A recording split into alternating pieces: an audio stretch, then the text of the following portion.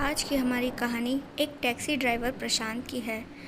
एक बार की बात थी कि प्रशांत के साथ बहुत एक भयानक ही घटना घटी जिसने उसके रोंगटे खड़े कर दिए। आइए चलिए पता करते हैं कि आखिर वो घटना क्या थी और कैसे घटी। एक रोज़ की बात थी, प्रशांत जो था एक पैसेंजर को जो है उसके घर तक छोड़ के आ रहा था। तो ये जो रास्ता था ये काफ़ी उसके लिए अभी तक अनजान था। इससे पहले जो है वो कभी इस रास्ते पर नहीं आया था। ऐसे में जो था, जब वो इस रास्ते से लौट रहा था तो उसे बड़ी भूख लगी और तभी जो है उसने मन में ये इच्छा जताई कि काश कोई आसपास ढाबा होता तो वहाँ मैं थोड़ी पेट पूजा कर लेता। अब इतना सोचने के साथ ही 2 मिनट ड्राइव करने के बाद जो था उसने देखा कि बाजू में ही कुछ दूर एक जगमगाता हुआ सुंदर सा ढाबा है। उसके चारों ओर लाइटनिंग हो रखी है, बहुत ही सुंदर लग रहा है, एकदम जगमगा रहा था और लोग बाग बहुत सारे वहाँ पे इकट्ठा थे। तो ये जो प्रशांत था ये उस ढाबे में पहुँचा तो वहाँ पर जाकर एक टेबल पर बैठ गया। तो एक वेटर जो था उसके पास आया और बोला, क्या खाने के लिए चाहिए। तो उसकी आवाज़ सुनने के बाद प्रशांत को थोड़ा अजीब लगा कि ये जो वेटर था इतना मतलब गहरे स्वर में बात कर रहा है, बड़ा एक भयानक तरीके से, डरावना अंदाज था उसका। तो यहाँ पर प्रशांत ने कहा कि भाई जो भी कुछ बढ़िया सा है सब लेके आ जाओ, बड़ी तेज़ भूख लगी है। तो ये जो वेटर था ये यहाँ से निकला और मालिक को जाके ऑर्डर जो है बता दिया। अब प्रशांत यहाँ पर थोड़ी देर बैठा था टेबल पर, तो प्यास लगी थी तो पानी पीने लगा। इसी के साथ प्रशांत ने ढाबे में चारों ओर नज़र घुमाई तो वहाँ की रौनक चहल पहल देखकर उसे बड़ा अच्छा लगा कि देर रात भी यहाँ पे कितना अच्छा इंतज़ाम है, लोग हैं, बहुत ही अच्छा लग रहा है। और वहीं जब वो पानी पी रहा था तो उसे पानी का टेस्ट जो है ना अचानक से ही बदला बदला सा लगा। ऐसा था जैसे कि बड़ा ही अजीब और गंदा सा टेस्ट। तो उसने जो है ग्लास में जैसे ही देखा तो एकदम से उसके हाथों से ग्लास छूट गया और वो चीखते हुए खड़ा हो गया। तो अचानक से ही जो ग्लास था जब वो ज़मीन पर गिरा तो उसके अंदर से पानी की जगह खून बाहर निकला। तो प्रशांत यहाँ पर जो है चारों ओर देखने लगा तो उसने देखा कि जो ढाबे पर इतने सारे लोग थे वो अचानक से ही कहीं गायब हो गए। इतना देखने के बाद प्रशांत हैरान था कि इतनी चहल पहल जो अभी तक मैं देख रहा था वो एक सेकंड के अंदर कहाँ गायब हो गई। वो ढाबा भी बड़ा ही वीरान सा लग रहा था, वहाँ पर अब कोई भी नहीं था।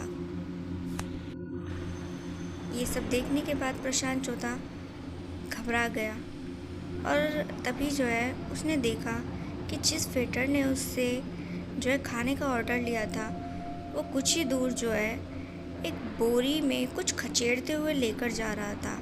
ये जो बोरी थी एकदम ऐसी लग रही थी जैसे लाल रंग की और उससे कुछ टपक रहा था। देखने से तो ऐसा लगता था जैसे कि खून हो। और वो बिना प्रशांत पर ध्यान दिए जो है अपने रास्ते जा रहा था।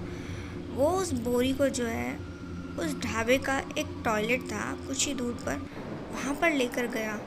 तो ये प्रशांत जो था वो भी उसके पीछे पीछे उस टॉयलेट के वहाँ पर गया। अब ये जो वेटर था ये टॉयलेट में जाकर उस बोरी को जैसे ही खोलता है तो प्रशांत चुपके से दरवाजे के थोड़े से जो नज़र आ रहा था वहाँ से देखता है कि उस बोरी के अंदर कोई इंसान है। और जब उसने ध्यान से देखा तो उसकी आंखें फटी की फटी रह गई। ये और कोई नहीं बल्कि खुद प्रशांत था।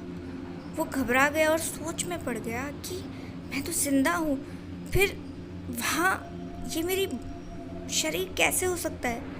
तो तभी जो है वो वेटर एकदम से ही पलटा और प्रशांत की ओर देखने लगा।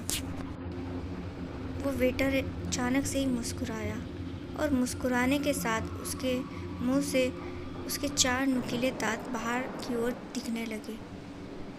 और अचानक से ही उस वेटर का रंग रूप किसी भयानक पिशाच में बदल गया।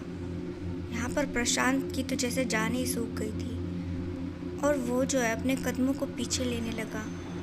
वो वेटर ने कहा, डरो नहीं प्रशांत, आज की रात तो बहुत ही अच्छी है। कितने दिनों बाद कोई इंसान इस रास्ते आया है। आज तो जमकर मैं तुम्हारा खून पीऊँगा।